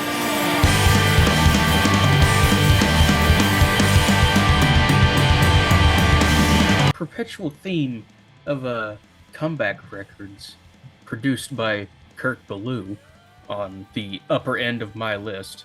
It's been interesting for hardcore in that sense, because there's been a handful of acts that have picked this year in particular to, at the very least, announce their return to the scene after being dormant for a handful of years. The other, outside of gospel, the most notable one to me was the sort of return of Botch with the single that they released, which is just an astounding song. Easily the most notable and impactful of these was Gospel's The Loser, which is this extremely notable, influential, and important band's second ever album, released some 20 years, maybe a little, give or take, after their debut, Moon is a Dead World, which we have also covered on this podcast. This is just an astounding, hardcore, progressive release, endlessly rewarding to dive into. Like, to say that they haven't lost a step is to say that, like, I don't even have an analogy. That's just how good they are. Well, it was like The Moon is a Dead World was like one of the most musically accomplished and original and just definitive post-hardcore statements, despite coming like far after a lot of the world of post-hardcore's most enduring and definitive statements, many of which came in the late 90s. It was just a record that so thoroughly imbued that sound with this progressive, rock and progressive metal adjacent edge that made it feel so special. And it is still to this day one of the most unique post-hardcore records that is so rewarding for how much it offers dedicated listeners who dig into the intricacies of how those songs are constructed. And you have The Loser, which is like, okay, let's kind of essentially shave off a little bit of the screamo, shave off a little bit of the metallic edge, and let's go full 70s prog with it, right? Let's still make a gospel record, but let's also make a gospel record that feels like gospel making a Yes album. And tell me that that is not catnip, all right? Tell me that that is not... I mean, this is the kind of record that Robert Fripp would make if he was still gave half a shit about making music in the 2020s. This album is absolutely out of time. That's the thing about it, is that it clashes so much with the aesthetics of modern heavy music, especially when you think about the prominence of things like the organ on this album, the bizarre combinations of instrumentation, some of which we talked about when we talked about the song SRO and our best songs of the year list as well. Everything about this record is so out of step with so much of the hardcore of the current era, and yet whether it is through the presence of Kurt Ballou behind the boards, whatever it is, gospel have found a way to bring it into step with the current moment, or at least to make it feel inextricably like it belongs here, despite sounding like nothing like any of its contemporaries. Like, what hardcore bands are channeling 70s prog in this way at the moment? I can't think of a single one, right? So that is what makes gospel's current iteration so unique, so exciting. It has also quite helpfully, in my opinion, driven away a lot of the purists, I think, who find these aesthetics that gospel trade in here to be a little bit, I don't know. Good. Yeah, exactly. You were weak. Like, this is the thing that we, I think, are so privy to here at Jams and Tears, that we love when hardcore bands can kind of channel things that kind of make them uncool in a certain respects, like kind of do things that are throwbacks or are aesthetic variants, essentially, that play around with ideas of musical clashing. I think the Soul Glow record, which has already been shouted out on this list today, is another album that does that as well. It takes hardcore, collides it with hip hop and things like trap and other modern aesthetic things in certain parts of that album that feel completely at odds with one another and completely out of step with what is hip, or at the very least what our taste buds musically are acclimated to.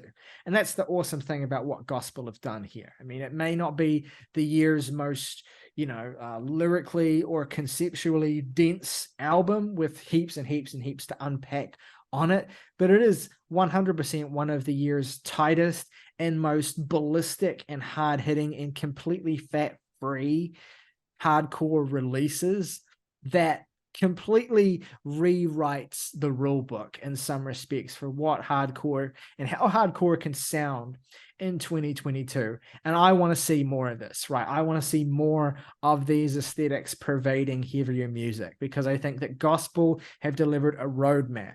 And it's not like they didn't do this to some extent on their first record, but it's so much heavier and more present here. And it really points the way forward for bands like gospel, hopefully even for gospel themselves, that they do decide to stick around and make an LP3. And I just want to see more albums that are playing in clashing aesthetics the way that this one does, while still bringing this crushing, constant brutality forward that gospel do.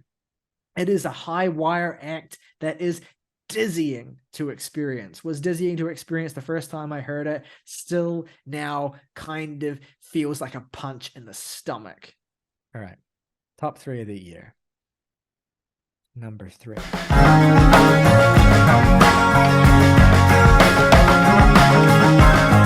Look, I already talked about Big Thief's 2022 when I shouted out Simulation Swarm in our best songs of the year list, and in the recent concert review and live footage video that I did as well. That's done very well and that I'm very proud of. So I don't want to run in circles here. let's focus on the chief appeal of this record and the chief thing that distinguishes it and makes it feel not only like a career summary for Big Thief, but also like they are completely blowing the doors wide open on the scope of what they can be as a band and to cement their place in the history of classic American rock bands. Dragon New Warm Mountain is that album that it feels like every great classic rock band makes at some point. It is the double album. For some classic rock bands, the double album can be the album that defines the period of excess in the wake of the real classic, like Fleetwood Mac's Tusk, for instance. Or the double album can be the summary that represents the heights to which every member of the band musically has ascended and to which their confidence and their power and their popularity and their cultural impact has reached, which is, your Pink Floyd The Walls, for instance. You have the double album echoing across classic rock history. And here with Big Thief's newest record, you have the latest iteration of the great classic rock double album. I mean, this is an exercise in excess for Big Thief, but also an exercise in playfulness too. This is by far their most playful release. It weirdly shares more in common with Foo Fighters' Sonic Highways than anything else I can think of, purely because of the fact that it was recorded in multiple different studios where they were essentially road tripping, and they had like a new producer or a new setup for each session that they did, essentially deliberately planning to kind of smush these different sessions and sounds together in the album itself, which overall is produced by the band's drummer, James Krivchenia, and just sounds immaculate from front to back. All right, you get the classic sort of Americana-laced country that Big Thief have already perfected on records like Capacity. You get that tinged with the more atmospheric takes on folk music that will be familiar from albums like UFOF. You get the harder-edged, more distorted rock songs that cast all the way back to their debut with 2016's Masterpiece, to the jammier and looser and more unstructured experimental tracks that feel of a piece with the Two Hands album that they put out just before this one as well. So you have songs that feel like they're of a piece of each different iteration of what this band has done, not to mention Adrian Lenker's solo material as well, the overall sound of which I think heavily plays a role in how some of this music is delivered and comes across, especially songs like the title track, for instance, or other more ethereal moments like Blurred View, or even Wake Me Up to Drive, or Promise is a Pendulum, or The Only Place. That's my overarching thoughts. Jake, I know this album is one of your favorites of the year as well. How would you kind of sum it up, or sum up to what has been the big appeal of it for you overall? For as much as I enjoyed albums this year that challenged me, gave me a cathartic release that beat my ass on occasion, I have returned to this one over and over again because it is one thing and one thing alone: comforting. This album is a wonderful little blanket of some of the most thoughtful, forward-thinking folk rock, if I can narrow it down to one specific wide umbrella genre, that has been released in eons. All of it is perfectly produced, perfectly put together. Lenker's lyricism is thoughtful and wonderful, and just listening to this is the best kind of long album experience, in that it just gets better and better the more you listen to it. There are so many records that you come back to over and over again that are really, really long, that just kind of crumble under their own weight, or the less essential moments just kind of drag down the overall experience, and you just, you're left thinking, what if this was shorter? It would be one of my favorite albums ever. That's never something you're saying with Dragon New Warm Mountain. Every single moment of it feels vital, in the same way that something like Melancholy and the Infinite Sadness feels vital from start to finish. It may be a mess and it may be too long, but you really just wouldn't have it any other way. And that is exactly how I feel about it. It's just a beautiful little record, and it has made me way more invested in the trajectory of Big Thief than I was previously. So it's an album that has everything, right? It has the beautiful, plaintive folk ballads of songs like Change, for instance, that feel like instantly classic. It has the gorgeous guitar tones and just constant sort of hypnotic beauty of songs like Little Things and Flower of Blood. It is, I think, not only the latest installment in the canon of great classic rock double albums, it may be my favorite classic rock double album ever. I'm just that invested at this point. It completely blows me away every time that I listen to it. It is like the most beautifully packaged and perfectly sequenced album, and also the greatest playlist of all time. You know, it's a record that is just, the songs are so good that there's no possible way you could even present them badly. The power of the record is just that fantastic. And if you had told me at the very beginning of this year that by the end of the year, I would be hollering my lungs out and basically attempting to yodel 10 feet away from Adrian Lenker while we were singing Spud Infinity together. If you had told me that I was going to end the year completely having a near religious experience to a song that sounds like Spud Infinity, I would have had some serious questions. And yet here we are. I still can't believe how good this album is. And I spoke to our friend of the podcast and frequent guest, Jen, recently, who finally got around to listening to this on a road trip. And they said straight away, like, I'm so glad I listened to this in the car while traveling across the country. Because it's such a perfect setting for it. It feels like, in the same way as the Ethel Cain record does, which is also a great album to listen to when you're driving outside of the city and kind of crossing long stretches of country. You just feel as though you're being taken on a massive journey through the plains far beyond. And I don't even live in the US, nor have I ever even visited it. But it's records like these that make me feel as though I'm a part of that experience or that world. And it's super, super awesome. And yeah, I mean, what else is there to say? It's Big Thief, and they're dragging their new warm mountains across my face. All right. Number 2 on our, oh God. How is this not our number 1? And yet, here we go. Number 2 on our list is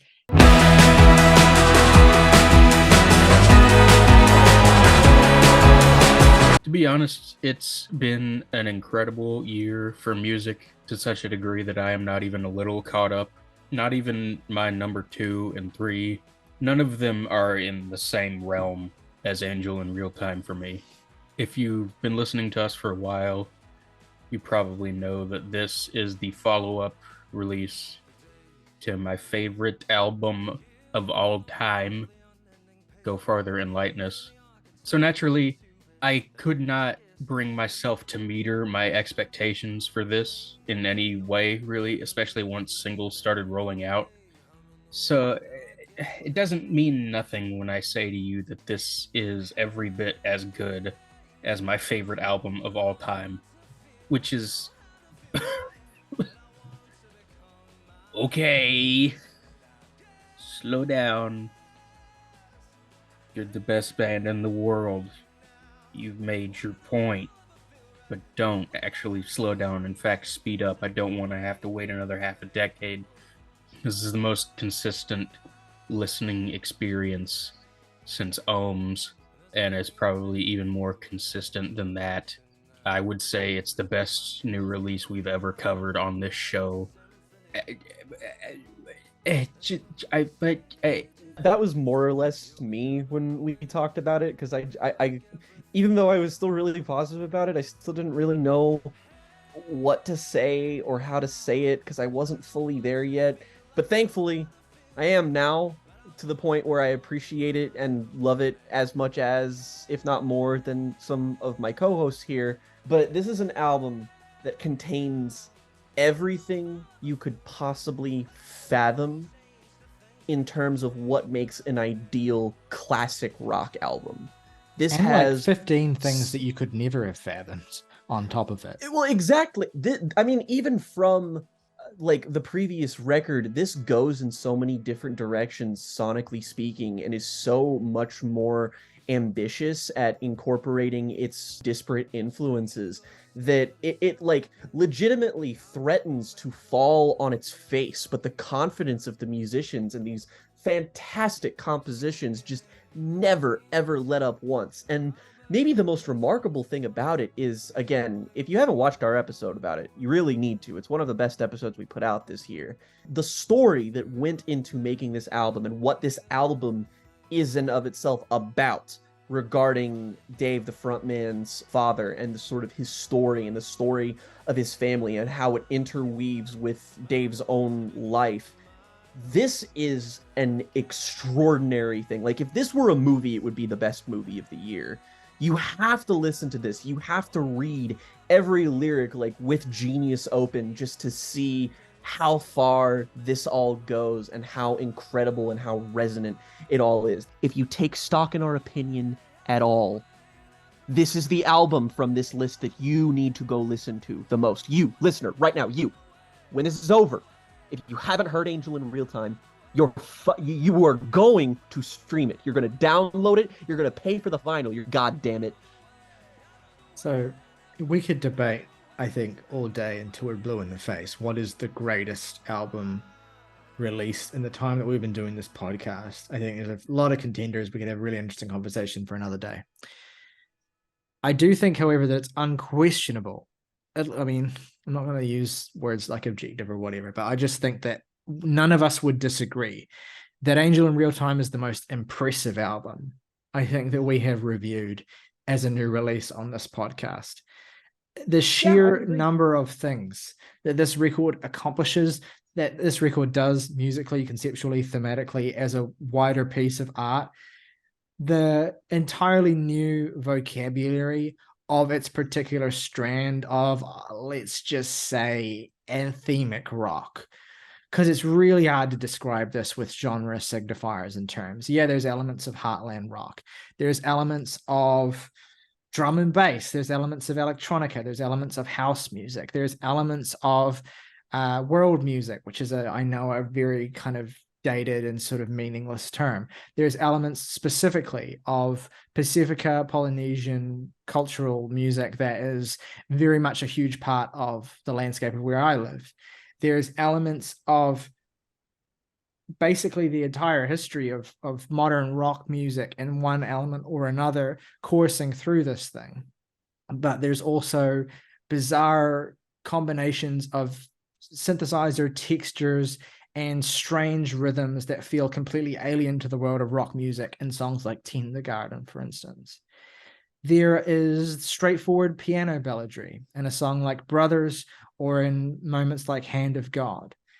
There is some of the most life-affirming music you'll ever hear that is the product of fusing various aesthetics of rock music with the world of Pacifica and Māori music, with so many other things as well, in glorious songs like Spirit Boy and The Man Himself. There is some of the most in-your-face, giddy, joyful heartland rock in moments like The Angel of 8th Avenue. There are moments where every single thing that I have described gets blended together into this completely alien mess of beauty in songs like Unison, for instance. There's the influence of minimalism and Steve Reich that immediately presents itself in the opening notes of You and Everything at the very beginning of the album. There's so much running through the musical DNA of this record. The fact that this record doesn't completely fall on its face, and I don't necessarily mean that in a negative way, like the fact that this record isn't, this record could very easily have been, an admirable, bizarre attempt to do something completely new that is exciting and empowering and, all these sorts of things, but, still a product of the limits of what can be done with fusing all these things. No, it's all of that. And it is a resounding success. in every single step. Not only, and I've only just talked about what this record contains musically, the actual journey that Dave himself takes you on through the stories of this album, through not only his own childhood and his own growing up and his own coming of age, but that of his fathers as well. I don't even want to spoil the particular twists and turns of that narrative, discovering new family that you had no idea existed, and reconciling with the legacy and impact of someone who essentially has based so much of their life and your image of them on a lie. There's a lot going on emotionally in this record. There's a lot of weight to it. There is journeys across the globe, from London to Auckland to the islands to everywhere in between.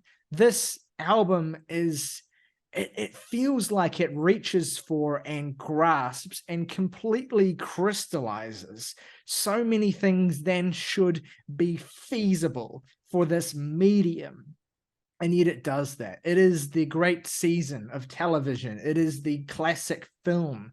It is the gawping, transcendent, 1,000-page novel. It is the pinnacle of the medium in so many different ways, because it forces itself there.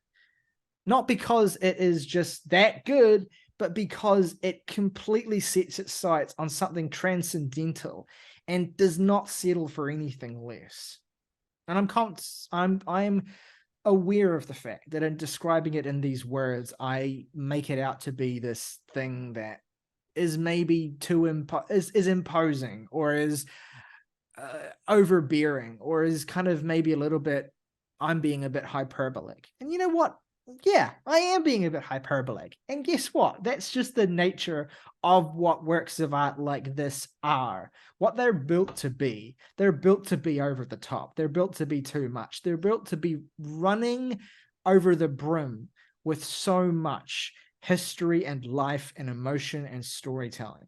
Because the nature of what this record is communicating is too much. It's something that encompasses multiple lifetimes and generations of people.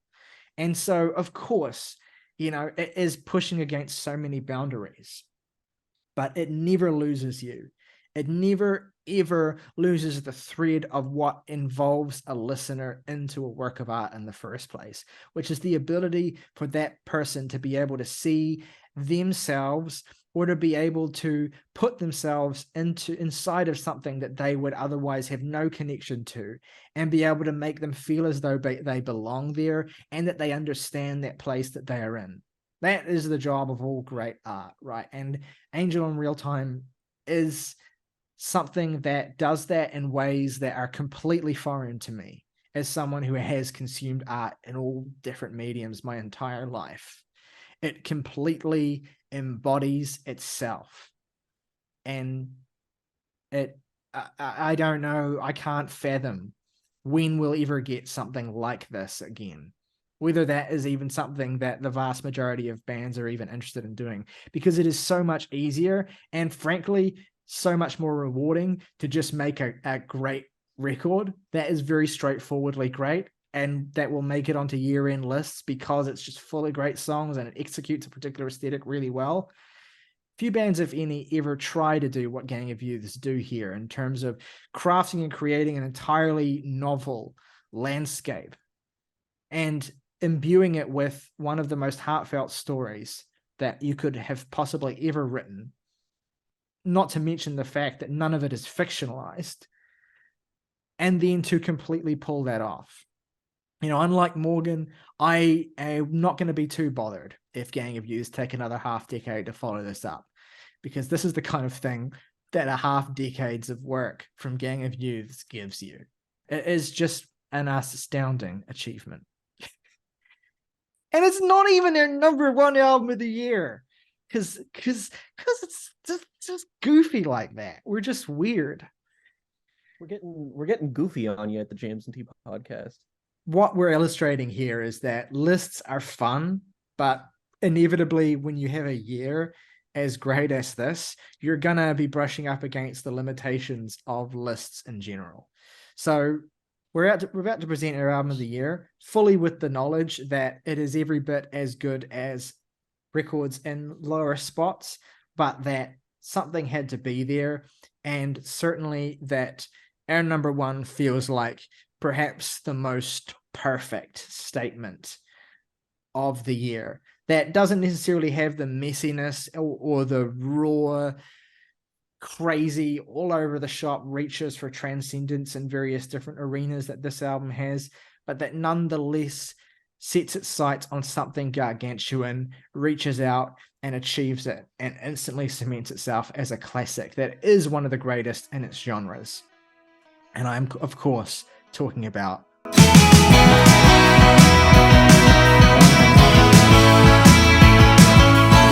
Like last year with Panopticons and Again Into the Light, was this anybody's in like among my co-hosts, was this any of our album of the year singularly? No.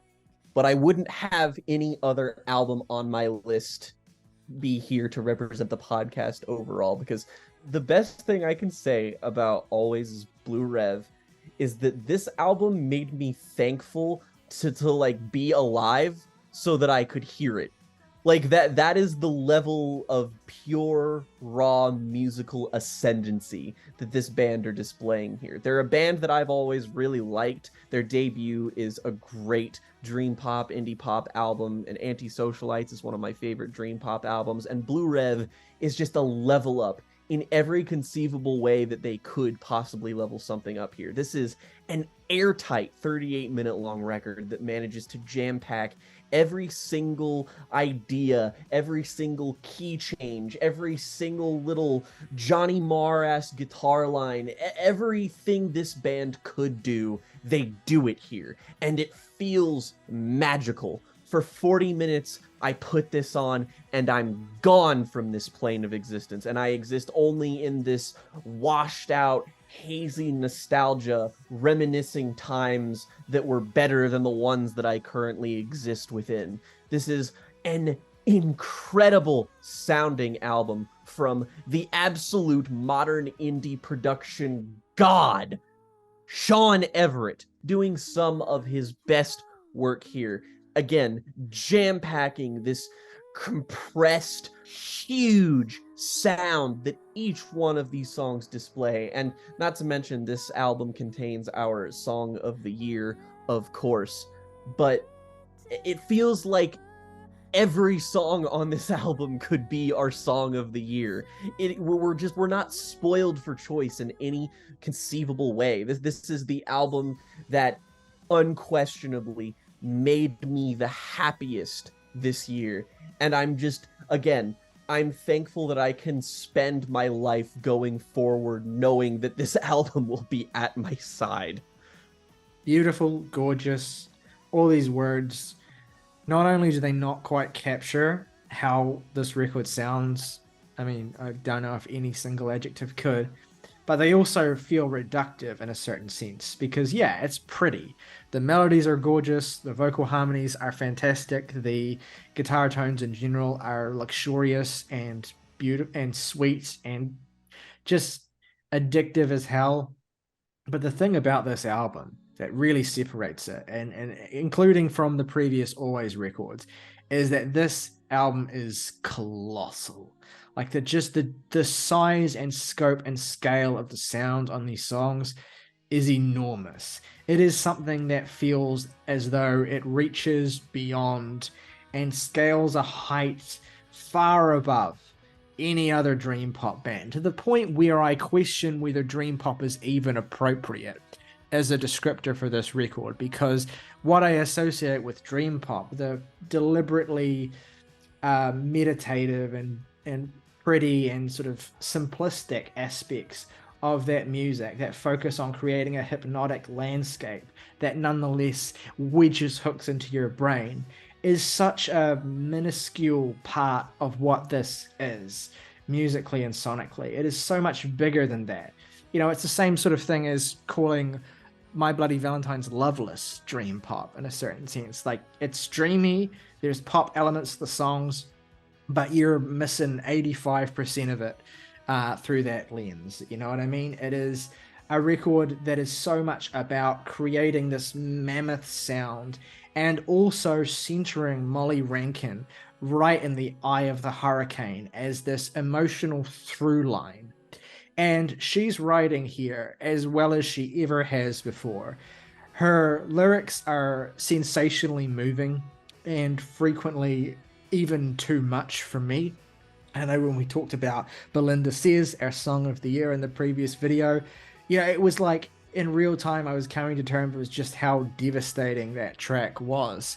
And so much of what these songs are is so concise and so quick and just kind of rushes past you that you don't even necessarily pick up on half of that initially. It's a sugar rush record, but it's like it's more than that. It's like instead of sugar, it's cocaine. And instead of a rush, it's like, being caught in the eye of a tornado. It's massive. So many of these songs just breeze past and leave you in their wake to kind of pick up the pieces of the gigantic storm that they have left behind.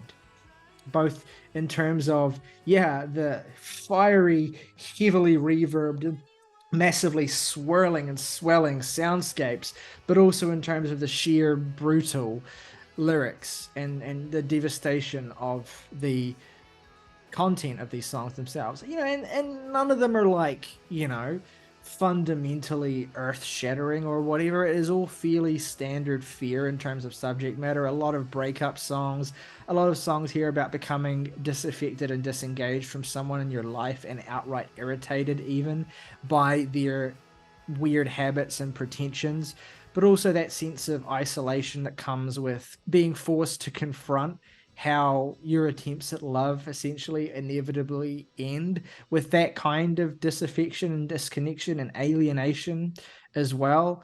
There's a sense of nostalgia across this record as well, and I think I relate to it, and maybe we all relate to it and find a connection to it in a certain extent, because a lot of it is about still being young, but also not that young, and kind of starting to get to the point where you're sort of old enough to feel a proper distance from when you were young and adult for the first time. I mean, the title of the album, Blue Rev, even being a reference to the energy drink, essentially, that was a staple of Molly's teenage years for her, kind of a symbol, essentially, of the gulf between then and now. As someone who is, a self-professed emo nerd and loves a lot of emo music, Morgan, I know you do as well, that's a pretty common feeling and theme to be captured within that music and for it to all be about as well. And so both in the lyrics and even just in the overarching sound, there's this sense of the weight of nostalgia as well. Not just how sad it can make you, but how heavy it can feel on your shoulders, essentially, when you are carrying the burden of memories. It sounds a bit much, maybe even, but that's kind of the feeling it gives me as well, especially in songs like After the Earthquake, Easy on Your Own as well, which is like, this is such an album of moments, right? These are great, well-written songs, but there's also like about a dozen moments on this record that you just remember and just kind of pull your heart out of your stomach. And for me, one of those is at the end of Easier on Your Own, with that moment where she's just kind of howling, does it get easier on your own? At the end of that song is just unreal. Similarly, like there's moments where it's not even about the lyrics, because Molly kind of loses the ability to speak, like at the end of Tom Verlaine, essentially, where she's just doing this wordless, cooing, oohing chorus that just feels like she's run out of any way of describing how she feels, and she just has to make that noise to be able to get something out of her. To moments like Pomeranian Spinster as well, where that energy from her is met with the fire of the band.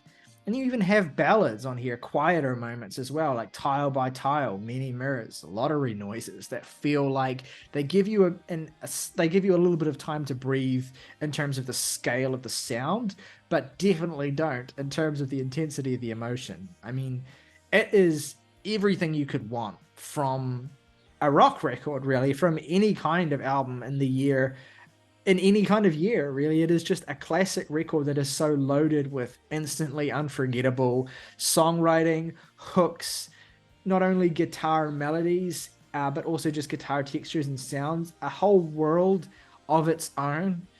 Though I think the way I would describe the album as a whole and the feeling that it gives me through every second of its 39-ish minute runtime is it's like you're really nostalgic for a certain time and then you sort of realize that you weren't happy then either. It's the realization that you're romanticizing a certain time in your life just because it isn't the current time. I do this all the time with the year 2020, which was without a shadow of a doubt the worst year of my life. And yet I still find myself yearning for the first like 6 months of it. It is that sunniness and vibrancy and excitement of nostalgia perfectly mixed in with the realization that it's never really been any better than it is now. And that is a remarkably specific feeling. And I don't think anything in any medium has ever captured it. And now no one else ever has to, because they're not going to do it any better than this.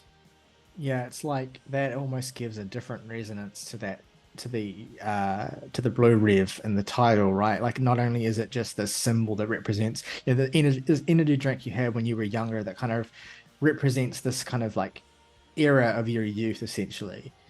Also, just kind of like the nature of nostalgia as well, the deceptive nature of nostalgia as well, where you are fondly looking back on a time when you perceived that you had something that was missing from your life now. And if the blue rev, if the energy drink is that thing, then it's an artificial thing. You're nostalgic for that energy drink, but it was corroding your insides and you felt awful after you finished one, just like anxious and buzzed out and unable to focus on anything. And you don't necessarily remember the ugliness of that, or you don't necessarily, your memory doesn't necessarily linger on the ugly after effects of that as much as just how good it felt to have it, how good it felt to do that, and maybe the context that you had it in as well.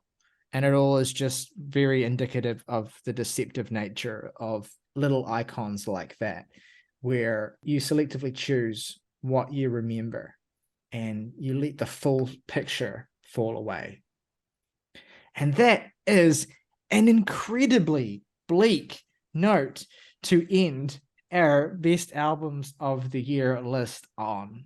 So let's just move out of it and say those are our 20 favorite albums of the year. Those are the albums that have resonated the most this year, that have come to represent the year the most for us, that we've spent the most time coming back to. Let us know at home what your favorite albums of 2022 were, what stood out to you as the most representative records of the year, what you would have liked to have seen on our list, what you think we should check out if we haven't already talked about it. Give us your full list even in the comments below, and we will let you know what we think, and we will check out. We will judge accordingly. But we want to see, genuinely we do. It's nice to see how much people's tastes do or do not align with ours, and also get an insight into areas of music or particular records or things that people have been enjoying this year that we maybe haven't given as much time as the things that we've got to talk about today. So yeah, let us know in the comments below.